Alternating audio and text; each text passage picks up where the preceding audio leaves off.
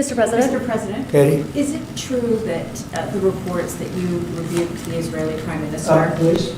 are the reports that you rebuked the Israeli Prime Minister for the hit on the Hamas general true? And is Israel undermining your efforts to be a peacemaker? No, Israel and I have gotten along very well.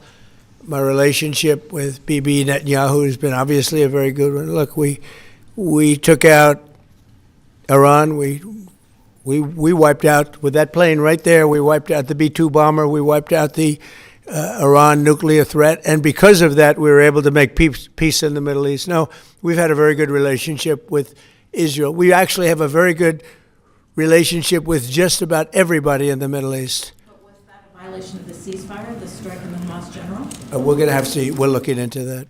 Yeah, we'll look into it. Mr. President, on the Syria ambush of U.S. Yeah. forces, do you still have confidence in the Syrian president? I do. I mean, this had nothing to do with him. This is a part of Syria that they really don't have much control over. And it was a surprise. He feels very badly about it. He's working on it. He's a strong man. And no, this had nothing to do with the Syrian government. This had to do with ISIS. What will the U.S. response be? As a response, they'll be hit hard, yeah. On Syria, Mr. President, on the U.S. troops killed in Syria over the weekend, why do we have troops in Syria? Because we're trying to make sure that there's going to be and remain peace in the Middle East, and Syria is a big part of it. The new leader is a strong person, and that's what you need. This is a rough part of the world, and it's been amazing what's taken place in Syria. We got rid of Assad. We got rid of other people that were really bad people and that were in the way of peace in the Middle East. You know, we have legitimate peace in the Middle East, first time in 3,000 years, and we have 59 countries backing it. And we'll see what happens with Hamas. We'll see what happens with Hezbollah. But regardless, I mean, we have countries that want to go in and clean that out if we want them to do it.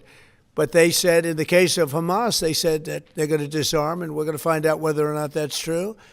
Hezbollah in Lebanon has been a problem. We'll see what happens there. But there is legitimate, large-scale peace in the Middle East. And if there weren't, we wouldn't have been able to make all of those deals that we've made with the various countries. They would have never been able to do that. If, for instance, if we didn't, with that B-2 bomber right there on the desk, if we didn't, of which we just ordered a lot more of the newer version, totally stealth. They could not see it. They knew it was coming. They had no idea where it was. It was pretty amazing, actually.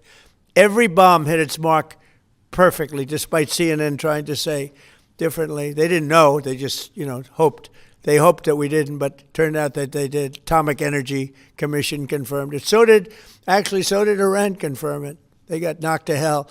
But if we didn't knock out their nuclear capability, we would have never had peace in the Middle East, because you would have had a dark cloud hanging over Saudi Arabia, Qatar, UAE, and all the other countries, and they would have never, ever been able to sign an agreement. Yeah, please. How soon do you expect that international stabilization force to be up and running in Gaza?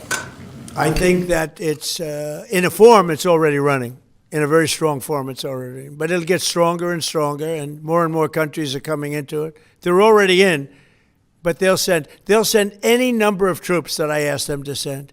They want to see peace. We have more than 59 countries.